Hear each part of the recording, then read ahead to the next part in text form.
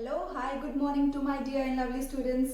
I am your mentor Sonu Rathod and I welcome you all to your own learning platform, The Literature Room by Sonu. Today, we will be continuing with the second part of chapter number 2, Evelyn, written by James Joyce. इसके first part में हमने देखा था वहां तक जहां तक ये बताया था कि एवलिन की अपने फादर के साथ में सैटरडे नाइट को काफी बुरी लड़ाई होती थी, बहुत ज्यादा आर्ग्यूमेंट होता था और ये जो आर्ग्यूमेंट था बिल्कुल इनवेरिएबल था। ये एक रूटीन जैसा था। हर सैटरडे नाइट को उन दोनों के बीच में आर्ग्यूमेंट होती थी, पैसे को लेकर के, बहस को लेकर के। और सारा आर्ग्यूमेंट करने के बाद में उसके फादर उसको कुछ पैसे दिया करते थे और बोलते थे कि संडे के लिए डिनर का अरेंजमेंट करो।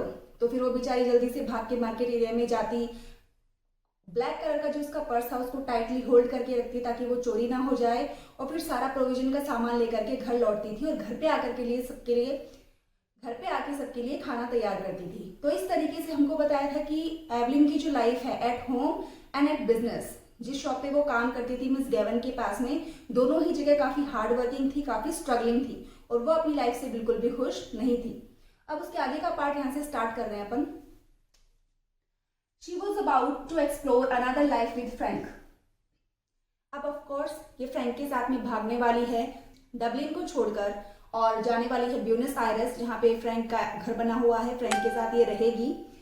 तो वो अब अपनी नई लाइफ को एक्सप्लोर करने जा रही थी फ्रैंक के साथ में ब्यूनस आयरेस नाम की जगह पे। Frank was very kind, manly, open hearted. Frank की क्वालिटीज बता रहे हैं कि फ्रैंक जो लड़का था वो काफी काइंड था, काफी जेनरस था। काइंड मतलब होता है दयालु। मैनली का मतलब होता है जिसके अंदर काफी मैनली फीचर्स हो, आदमियों जैसे फीचर्स हो, जैसे कि tall and strong body, dusky colour. तो ये सारे के सारे उसके अंदर काफी मैनली फीचर्स थे और वो ओपन हार्टेड भी था, खुले विचारों वाला, खुले दिल का लड़का था। She was to go away with him by the night boat to be his wife. अब क्या करना था? एवलिन को नाइट बोट से, रात को जो बोट का अरेंजमेंट किया गया था इन दोनों के लिए, उस नाइट बोट से इसको फ्रैंक के साथ में भाग जाना था और उसको जाना था ब्यूनस आयरेस में, जहां पर फ्रैंक का जो घर था वो उसके लिए वेट कर रहा था। How well she remembered the first time she had seen him. अब एवलिन याद करती है कि मुझे कितने अच्छे तरीके से अभी तक मेरी मेमोरी में फ्रेश है वो चीज जब मैंने फ्रैंक को पहली बार देखा था। He was lodging in a house on the main road where she used to visit. ये कह रही है कि मुझे अभी भी वो दिन अच्छे से याद है, वो लॉजिंग कर रहा था। लॉजिंग का मतलब होता है किराए पर रहने के लिए आना। तो वो किराए पर रहने के लिए आया था उस मेन रोड के ऊपर जो एक घर था जहां पर एवलिन अक्सर आया जाया करती थी, तो उसी एक घर में वो रहने के लिए आया था, रेंट पे, किराए पे। It seemed a few weeks ago, और ये कुछ ही हफ्तों पुरानी बात लगती है, मतलब ये ज्यादा पुरानी बात नहीं है, अभी की बात है जब इसकी पहली बार फ्रैंक के साथ में मुलाकात हुई थी। He was standing at the gate, his peaked cap pushed back on his head and his hair tumbled forward over a face of bronze. तो ब्रॉन्ज का मतलब होता है कांसा। तो उसके फेस को एक तरह से कंपेयर किया है ब्रॉन्ज से, मतलब काफी शाइनी उसका फेस था, शाइनी एंड ब्राइट फेस था उसका। तो इसने जब उसको देखा था तो वो उस घर के मेन गेट के ऊपर खड़ा हुआ था और उसकी जो पीक्ड कैप है, पीक्ड कैप क्या होती है, जो आगे की तरफ जिस कैप की चोंच निकली हुई होती है उसको बोलते हैं पीक्ड कैप। जो पीक्ड कैप है वो पुश्ड बैक, पीछे की तरफ घुमाई हुई थी और उसके सर के ऊपर उसके जो बाल थे वो टम्बल्ड फॉरवर्ड हो रखे थे, मतलब आगे की तरफ फ्लफी होकर के आगे की तरफ आ रखे थे। तो ऐसा उसका लुक था और लुक काफी चार्मिंग लग रहा था और उसका फेस जो है वो ब्रॉन्ज की तरह शाइन कर रहा था। तो यही वो फर्स्ट डे था जब एवलिन ने फ्रैंक को पहली बार देखा था और उससे अट्रैक्ट हो गई थी। When they had come to know each other, फिर उन दोनों की धीरे धीरे मुलाकात होने लगी, वो लोग मिलने लगे और एक दूसरे को जानने लग गए। He used to meet her outside the stores every evening.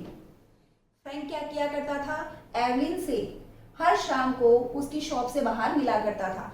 वो मिस गेवन की शॉप जिसके अंदर वो काम किया करती थी, तो उस शॉप के बाहर वो हर शाम को उससे मिला करता था। एंड सी हर होम, और वहां से फ्रैंक एवलिन को घर छोड़ने के लिए जाया करता था। तो इस तरीके से इन दोनों की मुलाकातें स्टार्ट हो गई और ये दोनों एक दूसरे को पसंद करना शुरू हो गए। He took her to see the Bohemian Girl. क्या होता है फ्रैंक जो है वो एवलिन को द बोहेमियन गर्ल, ये एक ओपेरा शो का नाम है, तो ये ओपेरा शो दिखाने के लिए लेकर जाता है। She felt elated as she sat in an unaccustomed part of the theatre with him, और वो काफी ज्यादा इलेटेड फील करती है। इलेटेड का मतलब होता है हैप्पी, एक्साइटेड, तो वो काफी ज्यादा खुश फील करती है जब वो इसको बोहेमियन गर्ल नाम का ओपेरा शो दिखाने के लिए थिएटर में लेकर के जाता है, और वहां ले जाकर थिएटर के एक ऐसे हिस्से में बिठा देता है, एक ऐसी सीट पे बिठा देता है जहां पर बैठने की इसको आदत नहीं थी। मतलब फ्रंट रो में इसको कहीं बिठा देता है जहां पर बैठने की एवलिन को बिल्कुल भी हैबिट नहीं थी।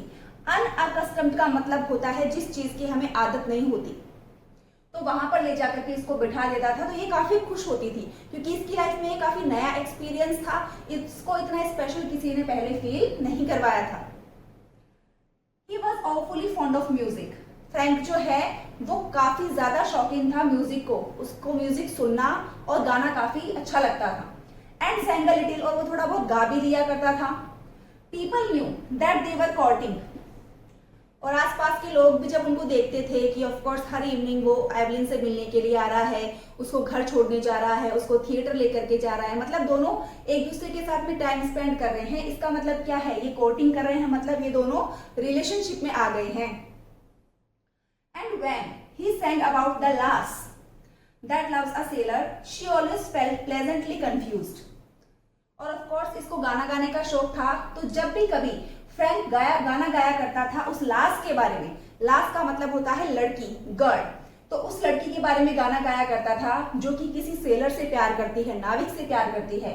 तो एवलिन जो है वो हमेशा ही खुश भी हो जाती थी, लेकिन एट द सेम टाइम काफी कंफ्यूज्ड भी फील किया करती थी। अब इस गाने के अंदर एवलिन को कंफ्यूज फील करने की क्या जरूरत है? देखो, इस गाने के अंदर एक लड़की होती है जो कि किसी सेलर लड़के से, नाविक लड़के से प्यार करती है, और यहाँ पर सिचुएशन भी यही है। एवलिन जो है यही वो लड़की है और सेलर जो है वो फ्रैंक है।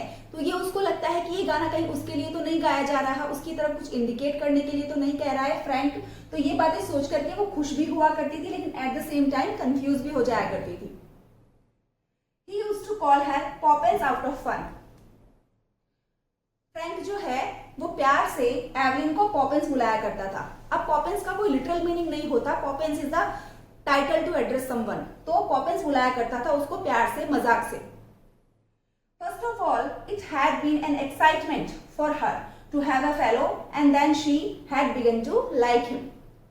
अब ऑफ कोर्स स्टार्टिंग में जब रिलेशन होता है, जब लड़का मिलने के लिए आता है लड़की से, यहाँ पर फ्रैंक मिलने के लिए आ रहा है एवलिन से, तो ऑफ कोर्स स्टार्टिंग में तो उसके लिए एक एक्साइटमेंट जैसा था, उसको काफी एक्साइटेड फील होता था, काफी अच्छा फील होता था, क्योंकि उसके साथ में ये चीजें पहले कभी भी नहीं हुई थी। लेकिन धीरे धीरे जब ये मीटिंग्स कंटिन्यू होती है, उनकी रोज रोज मीटिंग होने लगती है, वो रोज रोज बाहर जाने लगते हैं, साथ में टाइम स्पेंड करने लगते हैं, तो धीरे धीरे एवलिन जो है वो भी फ्रैंक को पसंद करने लग जाती है, लाइक करने लग जाती है, और इस तरीके से दोनों का रिलेशनशिप आगे बढ़ता है और दोनों की लाइकिंग जो है वो एक दूसरे के लिए डेवलप होती है। He had tales of distant countries. Of course, Frank जो है वो एक सेलर था और उसके पास काफी सारी कहानियां होती थी अलग अलग कंट्रीज के बारे में सुनाने के लिए एवलिन को, क्योंकि ऑफ कोर्स वो सेलर था और वो ट्रेवल करके जाया करता था शिप में अलग अलग कंट्रीज के अंदर, तो ऑफ कोर्स उसके पास अलग अलग कंट्रीज के बारे में अलग अलग कहानियां हुआ करती थी। He had started as a deck boy at £1 a month on a ship of the Allen Line going out to Canada. अब ये एवलिन को बताता रहता था वो अलग अलग कहानियां, टेल्स, और उसने अपना करियर कैसे स्टार्ट किया था वो भी बताता है। उसने अपना करियर एक डेक बॉय की तरह स्टार्ट किया था। डेक बॉय जो होता है वो होता है शिप के ऊपर जो डेक को संभालता है, मतलब पाल बांधना, तूफान के टाइम पे जहाज को कंट्रोल करना, सारी चीजों को मैनेज करना, तो ये सारा काम डेक बॉय का होता है। तो इसने डेक बॉय की तरह अपना करियर स्टार्ट किया था जब उसको £1 सैलरी मिला करती थी मंथली, और उसने ये काम कौन सी शिप पे स्टार्ट किया था, कौन सी कंपनी की वो शिप थी, वो थी एलन लाइन कंपनी की शिप, जिसके अंदर उसने सबसे पहले डेक बॉय की तरह £1 की सैलरी में काम करना स्टार्ट किया था। ये जो शिप है वो कनाडा की तरफ जाया करती थी। He told her the names of the ships he had been on. Frank जो है उन अलग अलग शिप्स के, उन अलग अलग जहाजों के नाम बताया करता था एवलिन को, जिनके अंदर ये रहा था, जिनके अंदर उसने काम किया था, सर्विसेज दी थी, and the names of the different services, और वहां पर जिन जिन ड्यूटीज पे इसने काम किया है वो सारी सर्विसेज, वो सारी शिप्स के बारे में इसको बताया करता था। He had sailed through the straits of Magellan. Frank आगे बताता है कि उसने स्ट्रेट्स ऑफ मैगलन के अंदर भी ट्रेवल किया था। स्ट्रेट ऑफ मैगलन जो है वो मैगलन की घाटी है जो कि पैसिफिक ओशन और अटलांटिक ओशन के बीच में पड़ती है। तो इस स्ट्रेट ऑफ मैगलन के थ्रू भी इसने ट्रेवल किया था। And he told her stories of terrible Patagonians. अब पेंटागोनियंस क्या होते हैं? ये होते हैं साउथ अमेरिका के नेटिव पीपल। तो ये आदिवासी लोग होते हैं जो स्टार्टिंग से वही रह रहे होते हैं, जिनका मॉडर्न कल्चर से कुछ भी लेना देना नहीं होता, बिल्कुल सेपरेट एक आइसोलेटेड वर्ल्ड में ये रहते हैं जंगलों के अंदर। तो उन भयानक पेंटागोनियंस, ये जो आदिवासी लोग हैं, उनके बारे में भी कहानियां वो सुनाया करता था एवलिन को।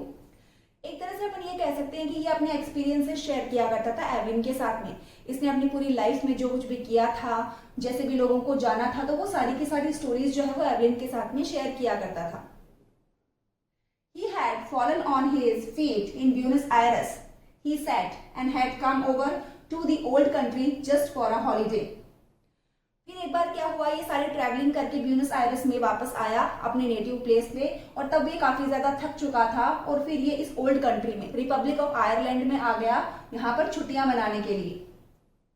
Of course, her father had found out the affair and had forbidden her to have anything to say to him. अब इस तरीके से इन दोनों का रिलेशनशिप आगे बढ़ रहा है। आसपास के सारे जो शॉपकीपर्स थे उनको भी इनके रिलेशनशिप के बारे में पता चल गया था। तो इसके फादर तक भी ये बात पहुंच जाती है कि इन दोनों का अफेयर चल रहा है, रिलेशनशिप में आ गए हैं ये दोनों, और रोज इनकी मुलाकात होती है। तो एवलिन के जो फादर है उन्होंने फॉरबिड कर दिया। फॉरबिड का मतलब होता है मना कर देना, किसी काम को करने से रोक देना। तो उन्होंने अपनी बेटी को मना कर दिया इस अनजान लड़के से, सेलर से, फ्रैंक से कुछ भी बात करने के लिए, कोई भी रिश्ता उसके साथ रखने के लिए। Okay, I know these seller chaps, he said.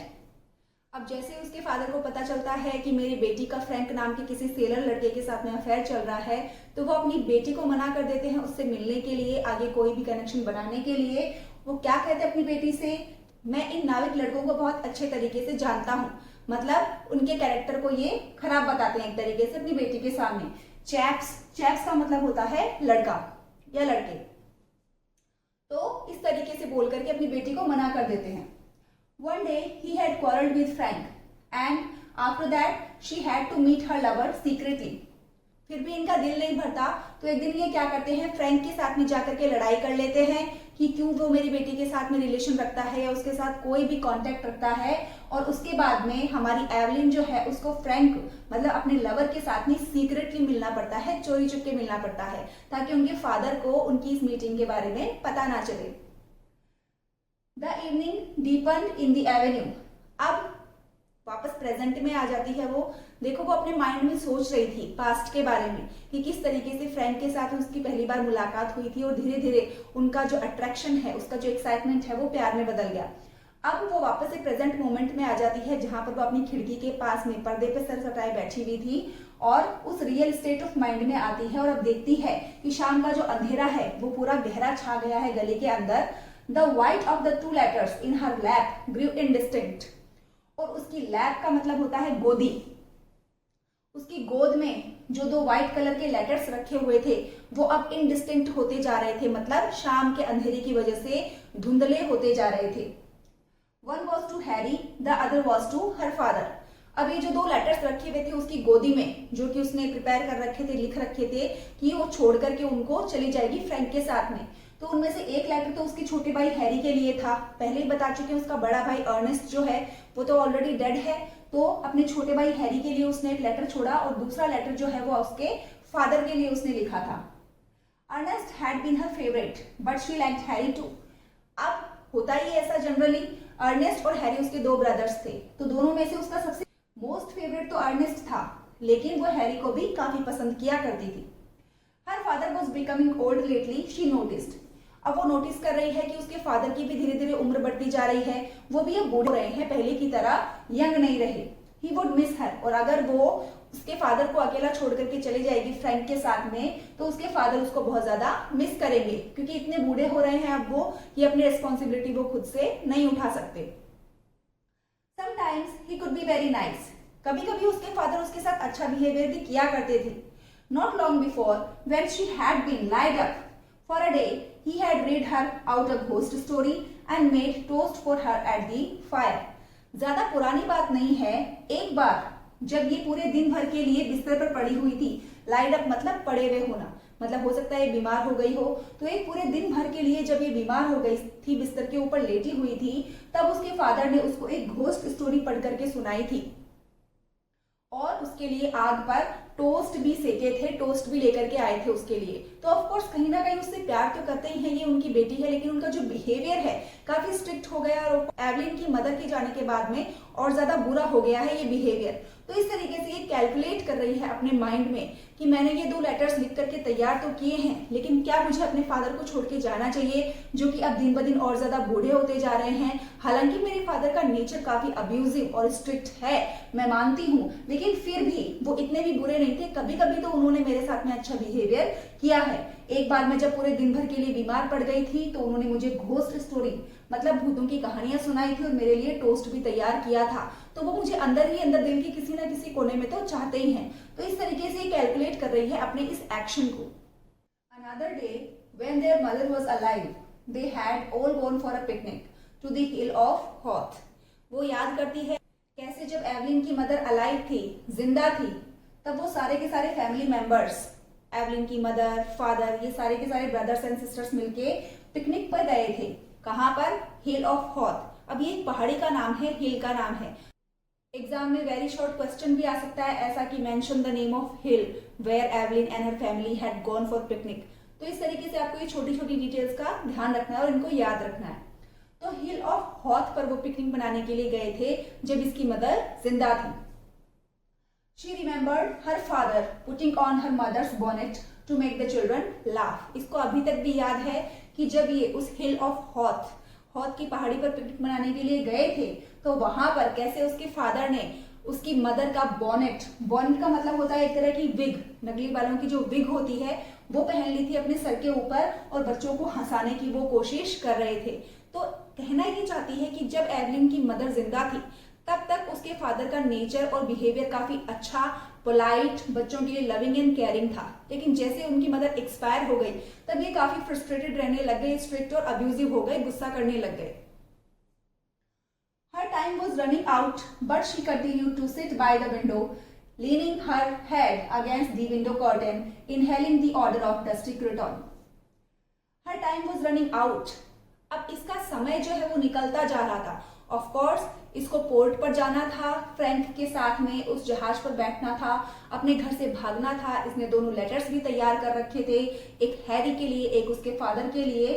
अब उसका टाइम निकलता जा रहा था, अंधेरा काफी हो चुका था, लेकिन अभी भी वो बस सोच विचार कर रही है, गहरी सोच में डूबी हुई है, और अभी भी विंडो के पास में बैठी हुई है। अपना सर जो है वो विंडो कर्टेन, जो खिड़की के ऊपर पर्दे लगे हुए हैं, उसके तरफ सटाए हुए, लीनिंग का मतलब झुकाए हुए, अपने सर को उस तरफ झुकाए हुए बैठी है, और वहां पर बैठी हुई इनहेल कर रही है।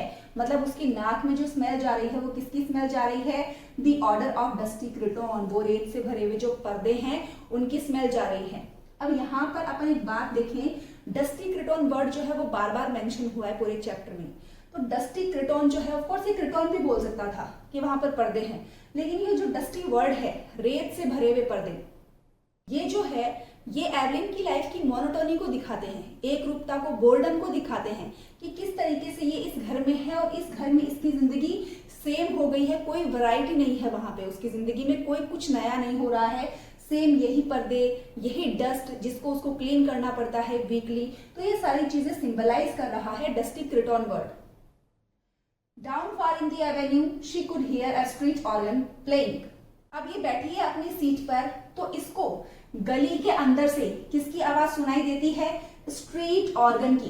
स्ट्रीट ऑर्गन क्या होता है? गली के अंदर जो घूमते फिरते लोग, जो भी स्ट्रीट ऑर्गन मतलब कि कोई भी जो म्यूजिकल इंस्ट्रूमेंट होता है उसको रोड के ऊपर बजाते हुए घूमते हैं, और कुछ 1 2 3 4 पैसे उनको लोग दे देते हैं, तो वो स्ट्रीट ऑर्गन की आवाज उसको सुनाई देती है। She knew the air, air का मतलब यहाँ पर हवा नहीं है, एयर का मतलब यहाँ पर है धुन।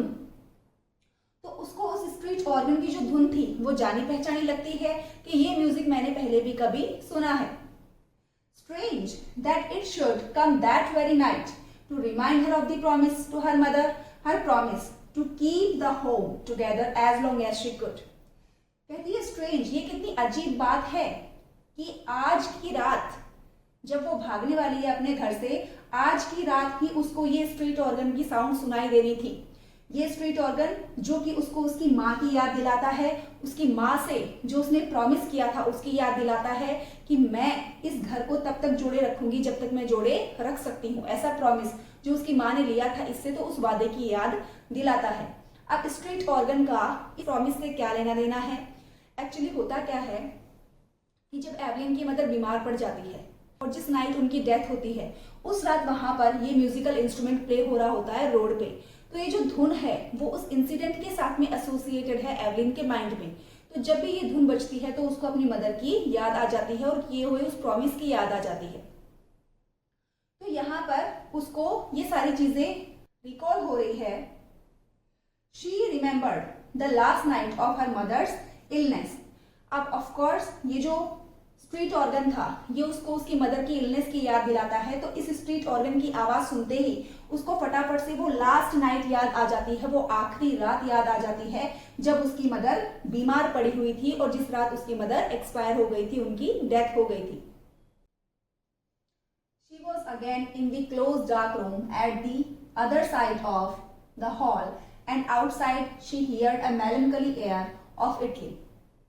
अब वो याद कर रही है एक अंधेरे कमरे के अंदर बैठी हुई थी, जैसे कि वो प्रेजेंट टाइम में बैठी हुई है उन दो लेटर्स को लेकर के। तो वो बंद अंधेरे कमरे में बैठी हुई थी जो कमरा हॉल के दूसरी तरफ बना हुआ है और बाहर से उसको सुनाई दे रहा था मेलनकली। मेलनकली का मतलब होता है दुख से भरा हुआ, काफी ज्यादा परेशान या दुखी कर देने वाला जो होता है वो होता है मेलनकली। तो उसको बाहर से सुनाई दे रहा था दुख से भरा हुआ साउंड या म्यूजिक, इटली का जो साउंड है वो सुनाई दे रहा था।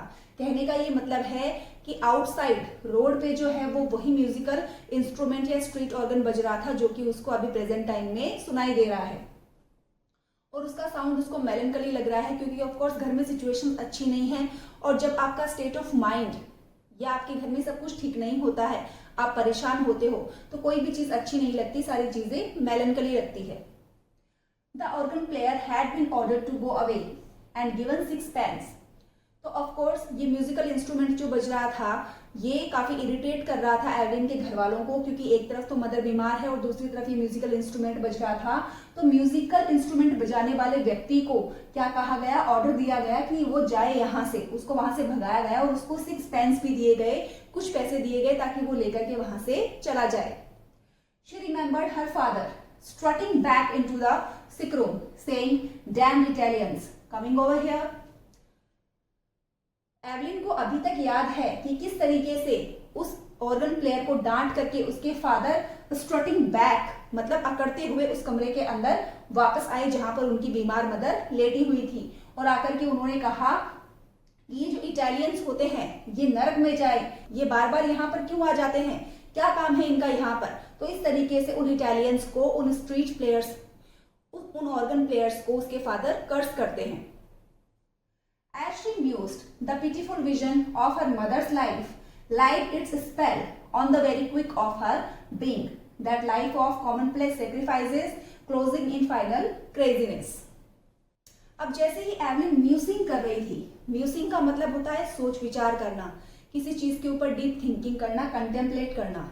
अब जैसे ही ये सोच रही थी बैठ करके कि उसे क्या डिसीजन लेना चाहिए, क्या उसे फ्रेंड के साथ में भाग जाना चाहिए या नहीं भाग जाना चाहिए, तभी वो जो पिटीफुल विजन था वो बिल्कुल दुख से भरा हुआ, दया से भरा हुआ, सहानुभूति और दर्द से भरा हुआ जो दृश्य था उसकी बीमार माँ का या माँ की जिंदगी का, उस पूरे दृश्य ने उसके ऊपर एक स्पेल डाल दिया, मतलब जादू डाल दिया और ये पूरी की पूरी उस दृश्य के प्रभाव में आ गई और सोचने लगी। क्या सोचने लगी कि किस तरीके से एक कॉमन प्लेस सेक्रीफाइसेस जो होते हैं वो फाइनली क्रेजी होकर के मर जाते हैं। कहने का ये मतलब है कि कैसे एक हाउसवाइफ जो होती है, कोई भी फीमेल या फिर कोई भी इंसान जो होता है अपनी पूरी लाइफ टाइम वो सबके लिए सेक्रीफाइसेस करता है, बलिदान करता है कुछ ना कुछ चीजों का। मतलब किसी न किसी के लिए अपनी पूरी जिंदगी कुछ ना कुछ करता रहता है। वो सेल्फिश नहीं होता, अपने बारे में नहीं सोचता, लेकिन पूरी जिंदगी छोटे मोटे सेक्रीफाइसेस वो करता ही रहता है। और लास्ट में क्या होता है, लास्ट में वो फाइनली क्रेजी होकर के, पागल होकर के मर जाता है। लास्ट में इन सेक्रीफाइसेस के बदले में उस इंसान को कोई भी रिवॉर्ड नहीं मिलता। तो यहाँ पर ये सोच रही है कि क्या मुझे थोड़ा सा सेल्फिश हो जाना चाहिए, अपनी हैप्पीनेस, अपनी फ्रीडम के बारे में सोचना चाहिए, या फिर मुझे अपनी मदर की तरह अपनी लाइफ को सेक्रीफाइस कर देना चाहिए दूसरे लोगों की तरह। She trembled as she heard again her mother's voice saying constantly with foolish insistence, "Deveron Seron."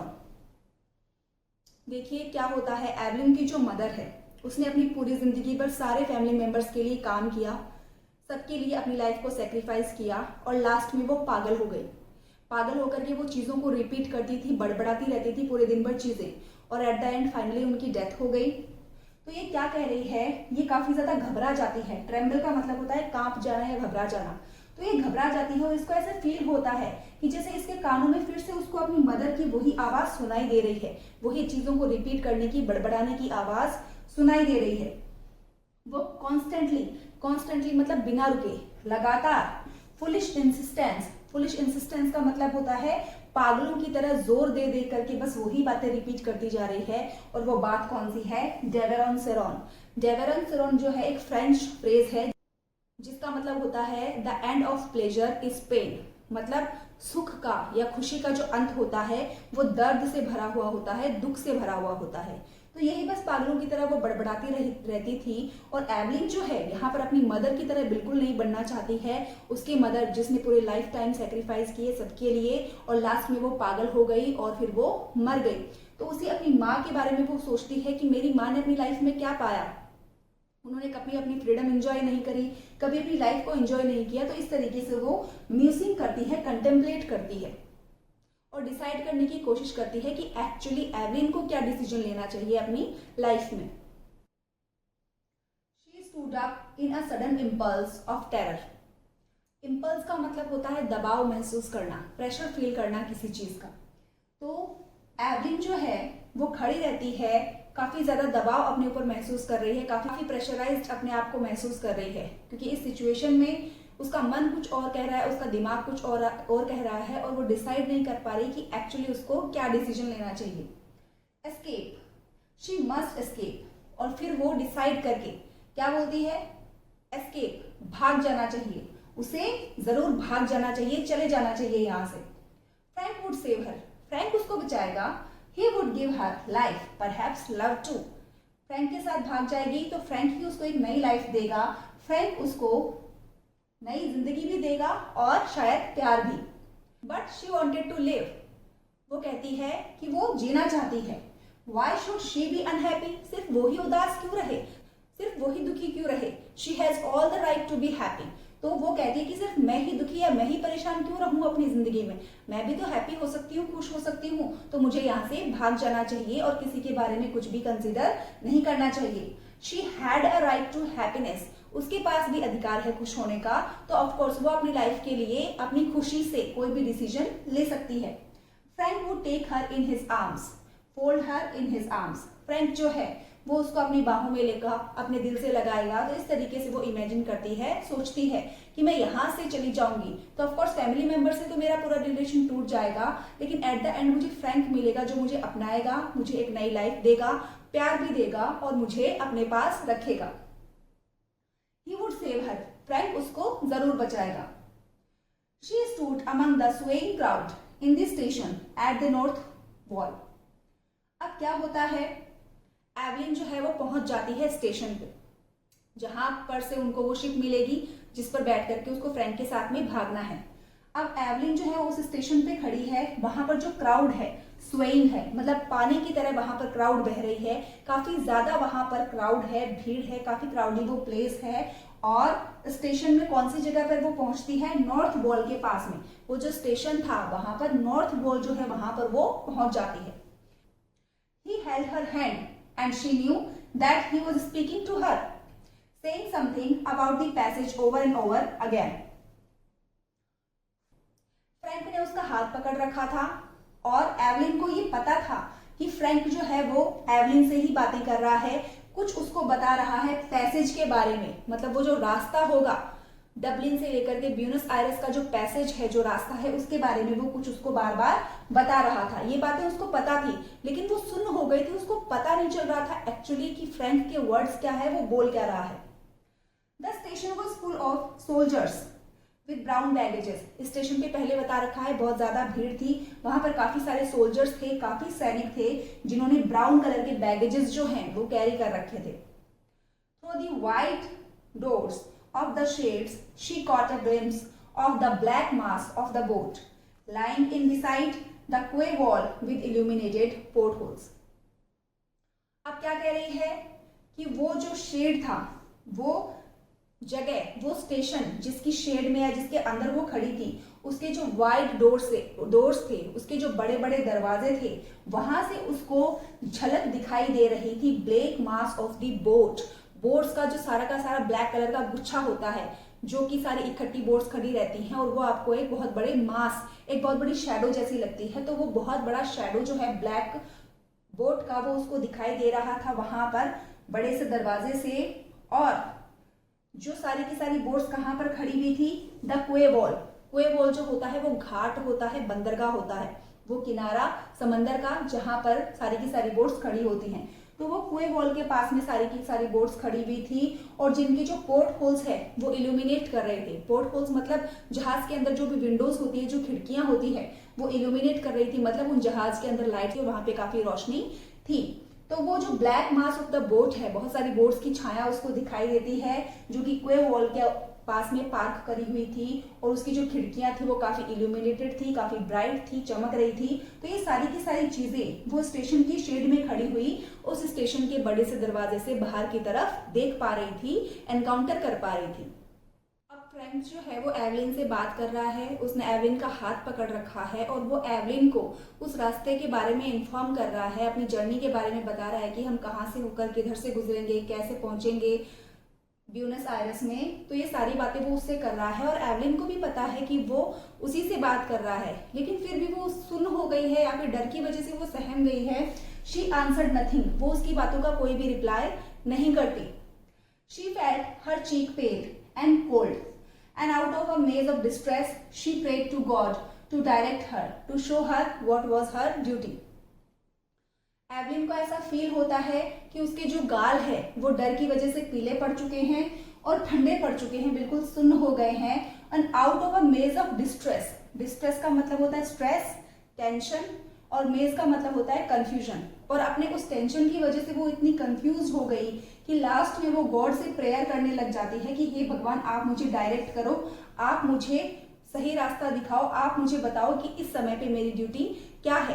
क्या मुझे फ्रैंक के साथ में भाग जाना चाहिए, या फिर मुझे वापस अपने घर लौट जाना चाहिए?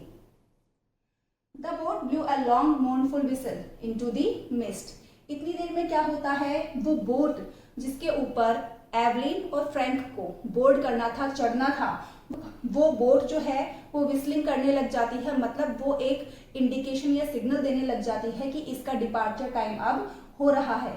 वो जो विसल का साउंड है वो काफी मोर्नफुल लग रहा है, काफी दुखी कर देने वाला लग रहा है। मिस्ट का मतलब है ओस। ऑफ कोर्स चारों तरफ मिस्ट हो रखी है, ओस हो रखी है, और उस मौसम में वो जो बोट है वो विस्लिंग का साउंड करती है, सिग्नल देती है कि हमारा डिपार्चर टाइम हो रहा है। और वो जो विस्लिंग का साउंड है, वो जो सीटी का साउंड है, वो काफी मोर्नफुल लग रहा है एवलिन को। If she went tomorrow she would be on the sea with Frank steaming toward Buenos Aires. वो क्या सोचती है अपने दिमाग में कि अगर वो आज चली जाती है फ्रैंक के साथ इस शिप पर चढ़ करके, तो कल वो समंदर में होगी, कहीं पर जर्नी कर रही होगी in the middle of the ocean, और वो ब्यूनस आयरेस की तरफ जर्नी कर रही होगी। Their passage had been booked, और ऑफ कोर्स फ्रैंक और एवलिन की जो जाने की टिकट थी वो भी बुक हो चुकी थी, उनका सारा अरेंजमेंट पहले से बुक था। Could she still draw back after all he had done for her. वो अपने दिमाग में सोचती है कि क्या ये अभी भी अपने कदम पीछे कर सकती है उन सारी चीजों के बावजूद जो कि फ्रैंक ने इसके लिए की है। फ्रैंक ने उसके लिए काफी उसको स्पेशल फील करवाया था, काफी अपना प्यार और अफेक्शन शो किया था इसके लिए। फिर उसने शादी का वादा भी किया था, उसको ब्यूनस आयर्स ले जा भी रहा है, पैसेज भी बुक किया है। तो ये सारी चीजें करने के बावजूद भी ये कह रही है कि क्या अब मैं अपने कदम पीछे हटा सकती हूँ, क्या मैं वापस अपने घर लौट सकती हूँ, उन सारी चीजों के बावजूद जो कि फ्रैंक ने मेरे लिए की है। Her distress awoke and nausea in her body, और वो इतनी टेंशन में आ जाती है, ये बातें सोच सोच करके इतनी कंफ्यूज्ड हो जाती है कि उसको नोजिया फील होने लग जाता है। नोजिया होता है जी घबराना, जी मचलाना, तो वो काफी अनईजी फील करने लगती है, उसको नोजिया होने लग जाता है।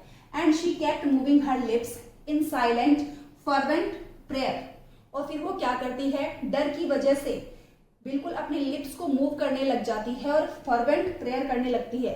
फर्वेंट का मतलब होता है काफी ध्यान से, काफी पैशनेटली वो भगवान से प्रेयर करने लगती है कि हे भगवान, इस सिचुएशन में मुझे क्या करना चाहिए, आप मुझे सही रास्ता दिखाओ, मुझे गाइड करो। अ बेल क्लैंग्ड अपॉन हर हार्ट, इतनी देर में उसको कोई चीज क्लिक करती है, कहने का मतलब है she felt him seize her hand.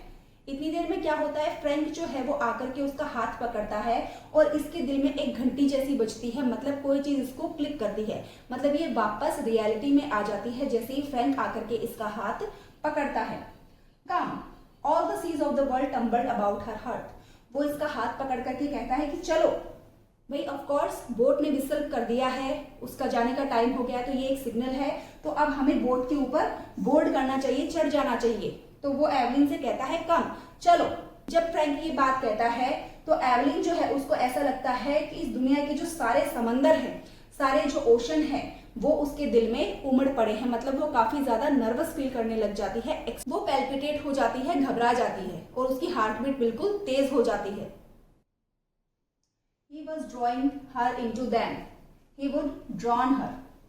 तो जैसे ही फ्रैंक आकर के एवलिन का हाथ पकड़ता है तो उसको ऐसे लगता है कि सारे दुनिया का जो पानी है, सारी दुनिया में जो समंदर है उनका पानी है वो उसके ऊपर गिर पड़ा है, और जो फ्रैंक है वो उसको उस पानी में डुबाना चाहता है और वो उसको डुबा ही देगा। उसको ऐसे फील हो रही थी क्योंकि उसको काफी नोजिया फील हो रहा था, काफी घबराहट फील हो रही थी। She gripped with both hands at the iron railing, उसने अपने दोनों हाथों से वो जो आयरन रेलिंग थी, लोहे की जो रेलिंग वहां पर बनी हुई थी, उसको पागलों की तरह पकड़ रखा था बहुत ही टाइटली, और वो उनको छोड़ने के लिए तैयार नहीं थी, मतलब फ्रैंक के साथ जाने के लिए तैयार नहीं थी। कम, तो फ्रैंक उसको फिर से कहता है कम, चलो मेरे साथ। No no no, it was impossible, वो क्या कहती है, अरे नहीं, ये बिल्कुल नहीं हो सकता। Her hands clutched the iron in frenzy, और वो अपने हाथों से उस आयरन रेलिंग को फ्रेंजी मतलब पागलों की तरह पकड़ लेती है, उसको होल्ड कर लेती है tightly. Amid the seas she sent a cry of anguish, और पूरे समंदर के बीच में वहां पर स्टेशन के ऊपर खड़ी हुई वो जोर से, एंग्विश का मतलब होता है पेन, दर्द से भरी हुई चिल्ली मारती है, जोर से चिल्लाती है वहां पर। एवलिन, एवी, तो फ्रैंक जो है वो उसको आवाज लगाता है एवलिन, एवी बार बार उसको आवाज लगा रहा है, उसको बुला रहा है। He rushed beyond the barrier and called to her to follow.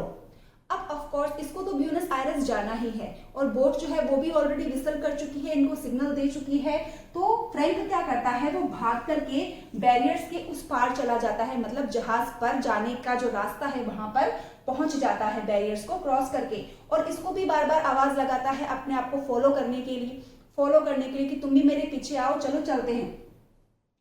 He was shouted at to go on, but he still called to her.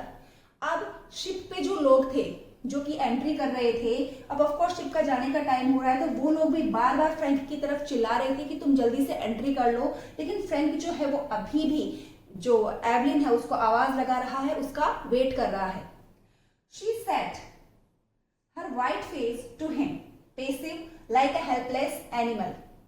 और एवलिन जो है वो वहां पर बस बैठी हुई है एक सफेद चेहरे के साथ में, मतलब उसका चेहरा सफेद पड़ चुका है, फीका पड़ चुका है, कलरलेस हो चुकी है, वो बिल्कुल पेसिव हो चुकी है, उसकी बॉडी में कोई एक्टिविटी नहीं है, कोई मूवमेंट नहीं है, वो डर की वजह से पैरालाइज्ड हो चुकी है, और वहां पर एक असहाय जानवर की तरह वो बैठी हुई है। वो नहीं डिसाइड कर पा रही, वो वहां से जा भी नहीं पा रही है फ्रैंक के साथ में, ना वो वापस घर जा पा रही है, तो वो कुछ भी डिसाइड नहीं कर पा रही और डर की वजह से सुन्न और पैरालाइज्ड हो जाती है। ये इस चैप्टर का एंड है।